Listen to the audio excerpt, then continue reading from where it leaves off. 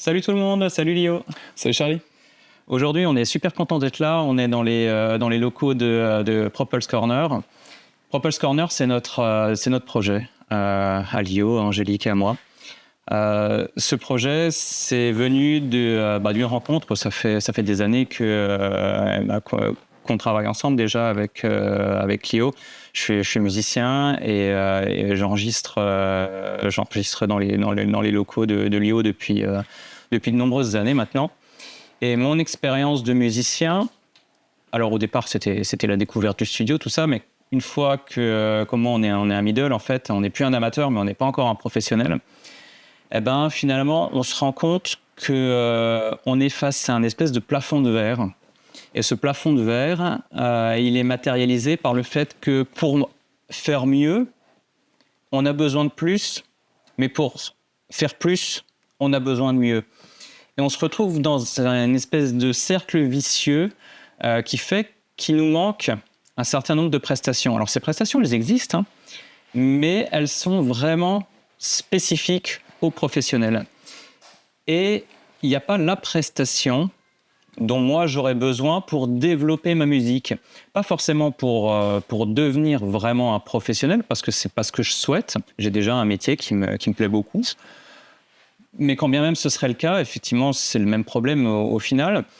Mais pour pouvoir aller plus loin dans ma musique, apporter une meilleure présence scénique, pour faire des dates plus importantes, avoir plus de public, jouer dans des festivals, des choses comme ça qui, pour l'instant, sur ma taille de groupe, sont encore inaccessibles. Mais on peut arriver à ça. Et notre réflexion, c'était de dire, qu'est-ce qui manque, en fait, pour arriver à cette étape supérieure. Et finalement, ce qui manque, c'est pas la partie son, la partie musique. Parce que celle-là, on sait la faire, on sait faire de la bonne musique, on sait bien la mixer, on sait bien la masteriser, mais c'est tout ce qui tourne autour de la musique. Déjà, de le faire de manière efficace, ça a été une vraie discussion entre nous. Tout simplement de savoir faire une bonne répète, de qu'est-ce qui ne va pas dans ce que je fais, qu'est-ce qui va dans ce que je fais pour que je puisse aussi le valoriser et jouer sur les vrais atouts de mon groupe. Qu'est-ce que les gens ils aiment dans ma musique, qu'est-ce qu'ils n'aiment pas dans ma musique, et puis comment faire pour convertir un ami sympa en un vrai fan qui sera prêt effectivement à m'accompagner plus loin dans mon projet musical, à venir à mes concerts, à acheter mes CD, ou simplement à l'écouter sur les réseaux, peut-être à acheter une casquette ou un t-shirt, un peu de merchandising. Et une fois que tout ça c'est en place, si vraiment on peut simplement avoir cette carrière de middle améliorée, entre parenthèses, en se faisant plaisir à faire des belles dates dans des beaux endroits, ou on peut à un moment décider de passer le pas et de devenir professionnel. Mais il ne faut pas que ce soit une contrainte en fin de compte, il faut que ce soit un choix. Et c'est ça qui a guidé en fait notre démarche, c'est toujours laisser le choix aux gens de quelle est la vie qu'ils ont envie de mener, soit de faire mieux en restant eux-mêmes et en ayant ce statut de semi-professionnel qui leur va bien parce qu'ils font des trucs super qualitatifs et super cool, sans avoir la pression de devenir Coldplay, ou celui qui veut devenir vraiment un artiste international, qu'on lui offre tous les outils dont il a besoin pour accéder à la capacité de le faire. C'est ça. Pourquoi ça s'appelle Propulse Corner ?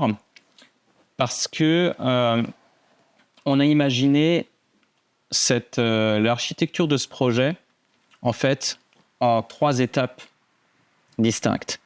La partie impulse, l'impulsion pour vraiment aller plus loin par rapport à nos acquis. La partie pulse, une fois qu'on a donné l'impulsion, il faut faire grandir une espèce de enhancer de projet lui-même, le faire grandir. Et ensuite, la partie propulse, une fois qu'on a une belle matière première, de pouvoir se dire, maintenant, justement, dans Propulse, il y a pro. Je propose quelque chose de professionnel, que je veuille moi-même devenir professionnel ou simplement que je veuille proposer un produit de grande qualité parce que ça me fait plaisir et parce que c'est quelque chose dont j'ai véritablement envie. Sur la partie Impulse, on s'est rendu compte d'un truc, c'est que en fait, on est tous les mêmes. et on a tous les mêmes défauts quand on fait nos répétitions. Alors la répétition, c'est quoi ? La répétition, c'est le jeudi soir. Et puis tu arrives à 20h. Et puis il y a le bassiste, il est en retard parce qu'il est toujours en retard. Donc lui, il va arriver à 20h20 déjà.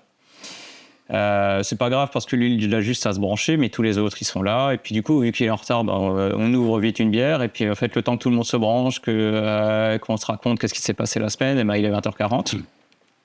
Donc on a déjà bouffé 3 quarts d'heure, juste le temps de s'installer. Et puis qu'est-ce qu'on va faire ? On va faire une ou deux chansons pour se chauffer, et puis toujours les mêmes, d'ailleurs. Les chansons avec lesquelles on est à l'aise. Et puis du coup, il est 21h15. Et puis on va se dire, qu'est-ce qu'on fait ? Vas-y, on va faire cette chanson. Et puis on va se dire, ce que tu as fait sur cette chanson, c'était bien. Ou alors non, aujourd'hui, c'était pas terrible. Il est 22h. 22h, on s'arrête. Et puis voilà, parce qu'il faut pas trop faire de bruit à cause des voisins. Et du coup, on ouvre une bière, on boit encore un coup, et puis à la semaine prochaine. Et la semaine d'après, qu'est-ce qui se passe ? On se dit, c'était bien ce que tu avais fait la dernière fois. Sauf que vu que tu l'as pas enregistré et que tu as fait que de l'impro, tu sais plus ce que tu as fait la dernière fois. Classique. Et tu tournes en rond. Alors ça marche, hein ? Tu vas finir par progresser comme ça. Mais ça va prendre énormément de temps.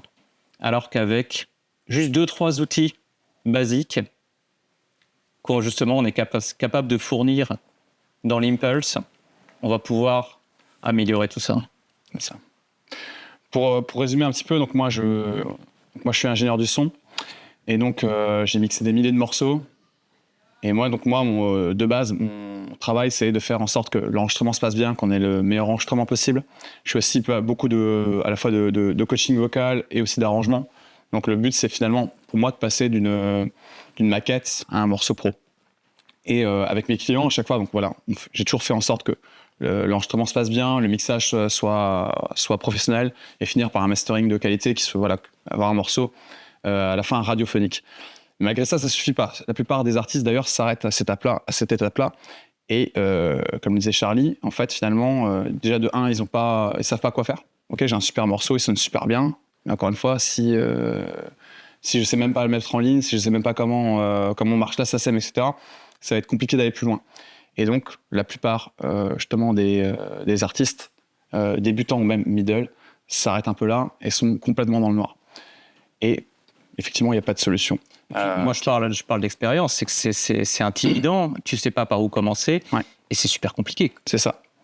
Et donc moi, j'ai vu énormément d'artistes. Et alors souvent, quand je fais écouter un petit peu ce que je fais à des nouveaux clients, souvent on me demande, mais tiens, c'est des locaux qui font ça ou ils sont connus, tout ça. Non, pas du tout. Et souvent, les gens sont très étonnés de savoir que, en fait, il y a des amateurs qui font vraiment quelque chose d'extrêmement qualitatif. Et ils se demandent pourquoi ils connaissent pas. Parce qu'on a un petit peu cette sensation que finalement, juste faire de la bonne musique, bien enregistrée, bien mixée, ça suffit. Alors qu'en fait, justement, pas du tout. C'est vraiment la première étape. Donc à force de voir ça et de voir justement entre guillemets certaines débuts de carrière un peu échoués, c'est vrai que l'idée est venue justement d'apporter ces solutions-là entre guillemets à des prix aussi un peu, à des budgets abordables, un peu à tout le monde. Et donc une fois qu'on a dit ça, effectivement, donc le parcours c'est suivant, c'est que il y a beaucoup de choses aussi. Ma musique est super, mais il y a par exemple des artistes qui font peu de concerts ou pas de concerts. C'est comment je fais des concerts, d'où ces solutions à apporter. Qu'est-ce qu'il faut comme sono ? Qu'est-ce qu'il me faut comme sono ? Enfin, il y a tout un tas de détails techniques. Et en fait, si on vous les dit pas, vous le savez pas, quoi. Et donc ça, c'est un truc fort de notre expérience, c'est un truc aussi qu'on voudrait apporter, c'est que au bout d'un moment, faire comme un check-up, un bilan complet de là où vous en êtes et qu'est-ce qu'il vous faut aussi pour aller plus loin. Ouais. Avant même déjà d'apporter des solutions, vous dire concrètement, j'ai été il y a pas si longtemps, il y avait une sorte de tremplin avec des chanteurs. Donc là, pour le coup, c'était uniquement des chanteurs, des fois plutôt urbains, des fois plutôt chansons françaises, variétés. Donc c'était assez varié, mais c'était des chanteurs qui chantaient sur bande. Chacun faisait 2 morceaux et passait le micro au chanteur suivant.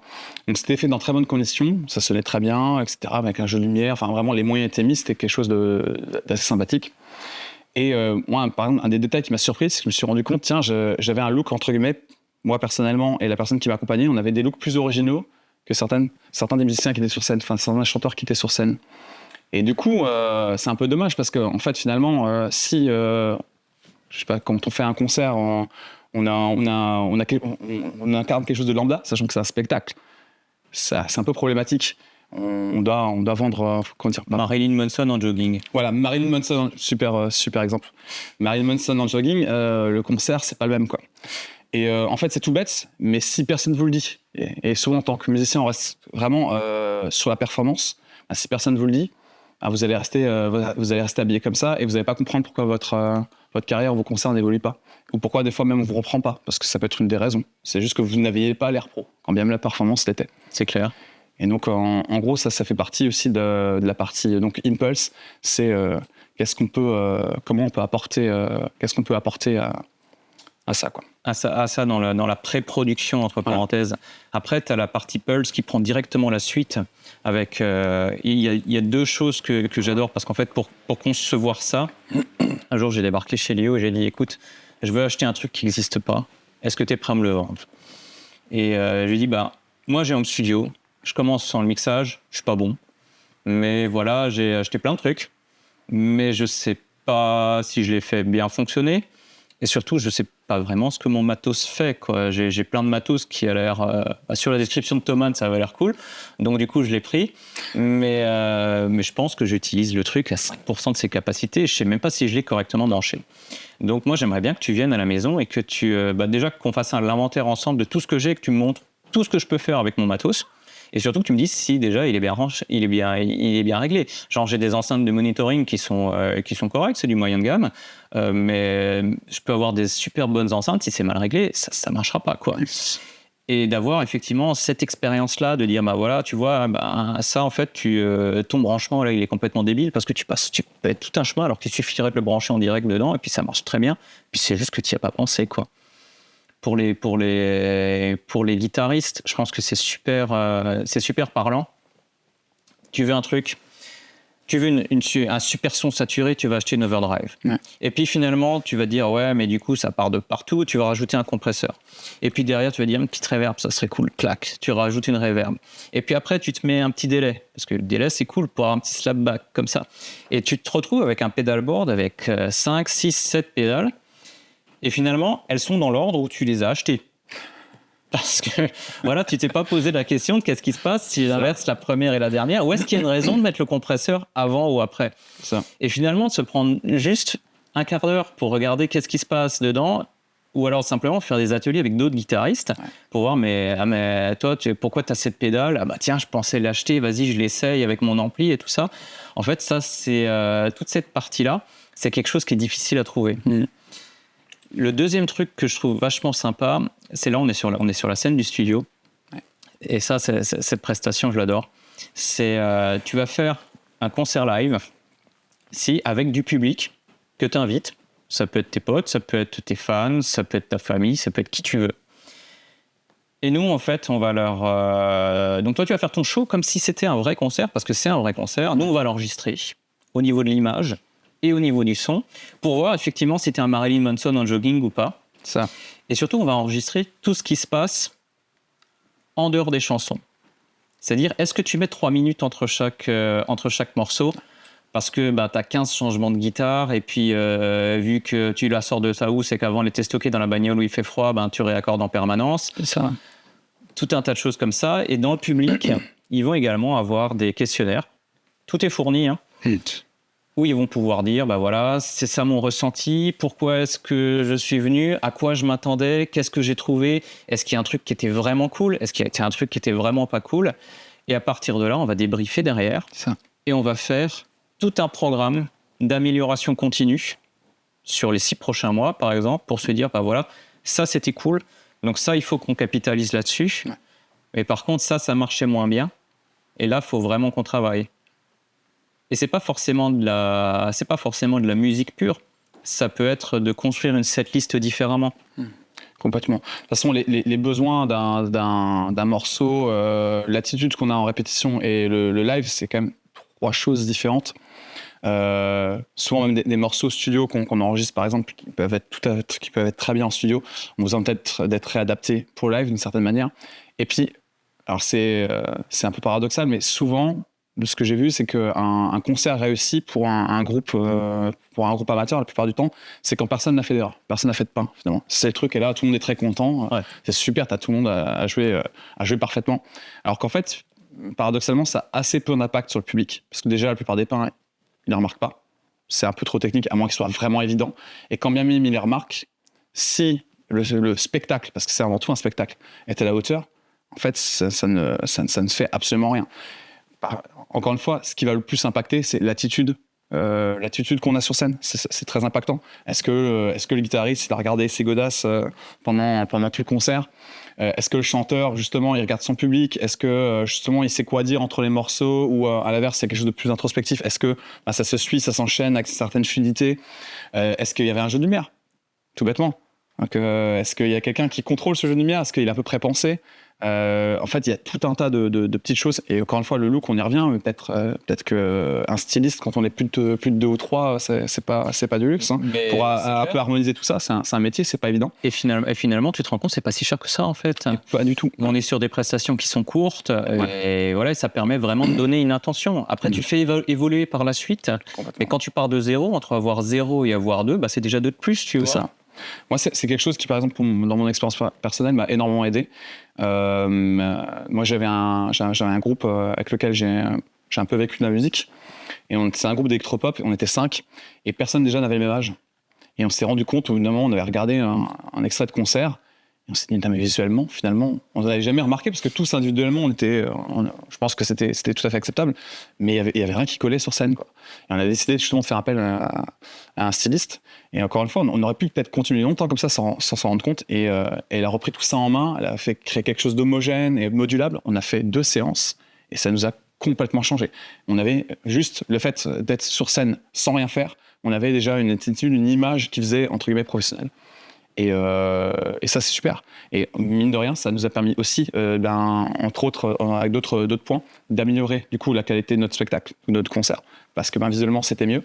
Et ça nous a permis aussi par la suite d'augmenter le prix de nos prestations. Parce qu'il y a ça aussi à la clé, c'est qu'au bout d'un moment, si vous avez un show vraiment de qualité, celui-ci aussi peut se monnayer plus cher. C'est ça. Donc, et là, du coup, ça fait la transition avec le troisième volet de ce qu'on a imaginé, qui est la partie propulse, la professionnalisation. Une fois de plus, nous, notre intérêt n'est pas forcément que tout le monde devienne professionnel. Notre intérêt, c'est de produire quelque chose qui soit le plus professionnel possible et de donner les clés à celui qui veut vraiment le faire pour qu'il puisse le faire. Et celui qui veut proposer quelque chose de haute qualité, mais dont le métier est totalement autre chose et ça lui plaît, il veut rester comme ça parce que la vie de musicien, on sait aussi ce que c'est. Il faut avoir envie de la vivre. Bien sûr. Clairement. Bien sûr. C'est la différence entre un métier et une passion, au bout d'un moment. Les deux, en fin de compte, il faut qu'ils arrivent à y trouver leur compte. C'est ça. Et dans ce Propulse, on va se rendre compte qu'à partir du moment où on a suivi la méthode de se dire, voilà, maintenant j'ai un jeu de lumière qui est cohérent. Maintenant, je commence à avoir des costumes qui sont des costumes de scène qui ont une vraie intention. Et puis, j'ai un peu travaillé quelques séances avec un coach vocal. Et maintenant, je sais pourquoi il y a certains moments c'est faux. C'est pas que moi je chante faux, c'est que je savais pas quoi demander à mon ingé son en termes de retour. Je m'entendais pas bien ou je m'entendais trop. Voilà. Et ça me fait chanter faux en fait. Mais c'est pas de ma faute. C'est juste qu'il faut que je sache quoi demander à qui. Exactement. Voilà. Tout ça mis bout à bout fait que là, j'ai un show qui commence à devenir intéressant. Et je vais pouvoir accéder à des scènes qui sont plus importantes. Et je vais pouvoir accéder peut-être à des radios. Des radios indés dans un premier temps, ou des gens qui vont vouloir me diffuser. Et là, je vais me retrouver avec la difficulté de l'administratif. C'est que, je ne sais pas ce que c'est qu'un... Est-ce qu'il me faut une maison de disques? Est-ce qu'il me faut un label? C'est quoi un label? Qu'est-ce qu'ils font ces gens-là dans la vie? Est-ce que j'ai vraiment besoin d'eux? Est-ce qu'il me faut un avocat? On me propose de signer un contrat, mais en fait, je ne sais pas si c'est une bonne idée. Et la SACEM, est-ce qu'il faut que je leur paye quelque chose ou c'est eux qui vont me payer? Et puis la Spedidam, c'est quoi la différence entre les deux? Et là, je me retrouve face à un monde de papier. Et surtout, quand je commence à gagner un peu d'argent avec ça, comment je le déclare? Est-ce qu'il faut que je sois entrepreneur? Est-ce qu'il faut que je sois en indépendant? Et moi, je suis salarié à côté. Est-ce que ça pose problème? Enfin, il y a tout un tas de questions administratives qui sont pas des plus passionnantes d'un point de vue artistique, mais qu'il faut que tu gères. Parce que si tu veux accéder à ces grosses scènes, c'est la contrepartie. D'ailleurs, même je remonterais même, c'est même c'est même important, ça te permet aussi, même des fois aux organisateurs, de savoir un peu où les artistes en sont, parce que le fait de pas forcément d'avoir un peu un peu hagard devant ces questions, ça en dit long. C'est un petit peu comme si c'est quelqu'un qui a l'habitude de faire de la scène, on le voit assez vite, parce que souvent on va lui demander tu veux quoi dans tes retours, et si est là en train de se dire ouais, je sais pas un peu de tout, on sait vite où il en est. Là pareil, c'est bien d'avoir directement des réponses à ces questions, parce que ça nous permet aussi d'avoir accès à ces scènes-là. Ouais. Et puis voilà, pouvoir se dire, voilà, je reçois tel document, pourquoi est-ce qu'on me demande tel document? Et de pouvoir répondre tout de suite, voilà, alors soit effectivement vous avez envie d'apprendre à le faire vous-même, et dans ces cas-là, on peut vous proposer toutes les ressources pour que vous puissiez vous en occuper vous-même. Ou si maintenant c'est quelque chose que vous voulez faire, soit ça vous intéresse pas, soit vous n'avez pas le temps de le faire, soit vous préférez mettre votre énergie ailleurs que dans la gestion de l'administratif, ce qui n'est pas forcément idiot quand on gère une carrière artistique. C'est quelque chose qu'on peut entièrement faire pour vous de A à Z. La gestion de votre carrière, la gestion des droits d'auteur, faire en sorte que vous récupériez les droits d'auteur sur les diffusions sur les plateformes, comprendre quels sont les différents contrats qui existent avec ces plateformes, Spotify et tout ça. C'est pas juste tu crées un compte, tu télécharges ta musique et l'argent rentre. C'est un petit peu plus compliqué que ça. Et ça, une fois de plus, notre mot d'ordre, c'est vraiment la simplicité par rapport au client. Voilà.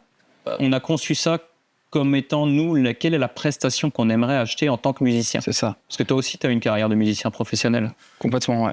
Et effectivement, moi, j'ai appris un petit peu sur le tas. D'ailleurs, j'ai eu quelques soucis avec des managers un peu véreux. Enfin, je suis passé par plein de trucs. On apprend de ses erreurs. Exactement, parce que je connaissais rien. Puis à un moment, on dit, on te propose un contrat d'artiste, tu sais même pas ce que c'est. Tu regardes, tu dis, c'est du charabia et pas vraiment grand monde pour t'aider, et tu patauges là-dedans et tout. Et c'est vrai que moi j'aurais aimé soit qu'on le fasse pour moi, soit qu'on me dise attention, moi ça c'est pas. Juste qu'on me donne un avis peut-être. Ne serait-ce qu'un avis, et puis ou juste ne serait-ce que comprendre le fonctionnement.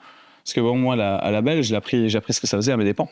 Et c'est vrai que quand j'ai appris ce que c'était, j'avais déjà signé, donc voilà, c'était quand même un peu. Quand tu fais des compos, un des trucs qui va t'intéresser, c'est de rester maître de la gestion de tes droits d'auteur, par exemple, et de pas donner tes droits d'auteur à une maison de disques ou quelque chose comme ça. Ça peut être important pour toi ou pas. Exactement. Mais dans ces cas-là, le principe, c'est de savoir ce que tu signes, en fait, quoi. C'est ça. Et ça, justement, là, on peut l'apporter. On a des solutions clés en main où on vous explique tout, ce que vous avez besoin de savoir, ce que vous voulez savoir, et ce que vous voulez pas gérer, tout ce qui est administratif, notamment, on peut le faire pour vous. Parce que ça peut être vraiment le parcours du combattant aussi. Rien que quelque chose d'aussi simple que s'inscrire à la SACEM, c'est pas simple, justement. C'est pas simple du tout. Moi, quand je me suis inscrit à la SACEM pour la première fois, j'ai dû m'y reprendre à 4 fois. À 3 fois, on m'a dit des choses différentes. C'était faux. Et j'ai réussi, par chance, à avoir des dirigeants de la SACEM qui m'a dit « Mais attends, c'est pas comme ça, je vais t'aider à le remplir. » Et on m'a aidé à le remplir, etc. Et je pense que sans ça, je me serais pris encore à 3 ou 4 reprises. Et donc, ça a été vraiment, vraiment long, juste parce que, déjà, de 1, c'est pas mon domaine. Je suis pas forcément doué à l'origine avec l'administratif. Et que y a personne pour m'expliquer tout ça, quoi. Donc rien que le fait qu'on puisse s'occuper de choses comme ça, je pense que ça peut être vraiment un grand soulagement pour beaucoup d'artistes. Voilà. C'est clair, c'est comme ça qu'on a vraiment voulu concevoir ce projet.